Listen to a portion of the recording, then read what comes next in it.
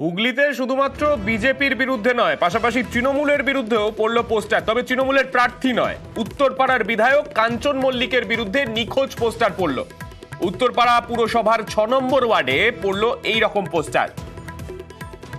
উত্তরপাড়া বিধায়ক কাঞ্চন মল্লিকের সন্ধান চাই, এই পোস্টার পড়েছে উত্তরপাড়ার বিভিন্ন জায়গায়।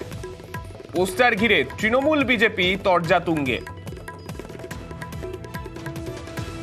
আমরা কাঞ্চন মল্লিককে কোনোদিন দেখিনি, এখানে সেই ভোটের দিনই দেখেছি, তারপরে দেখতে পাইনি।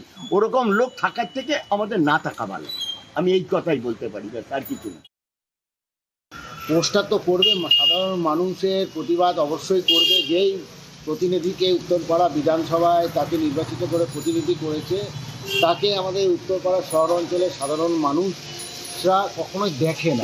উনি সাধারণ মানুষের সঙ্গে লুকোচুরি খেলছেন, দেয়াল লিখতে দেখা গেছে আজকে। ওইটাই তো লুকোচুরি। তো কোনো একটা সময় আসলো, এসে একটা রিলস বানিয়ে দিল, কোনো একটা সময় এসে একটা দেয়াল লিখে দিল, ওনাকেও এখন পাওয়া যাচ্ছে না। তো তারই ফলস্বরূপ হচ্ছে এইটা।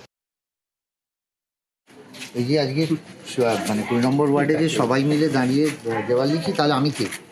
আমি তো ভূত নই। গতকাল কোন্নগরে দেওয়াল লিখলো কে?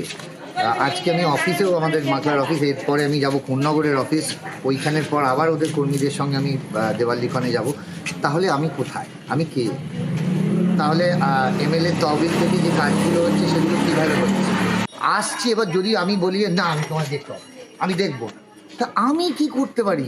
এই তো আমি দাঁড়িয়ে, আমি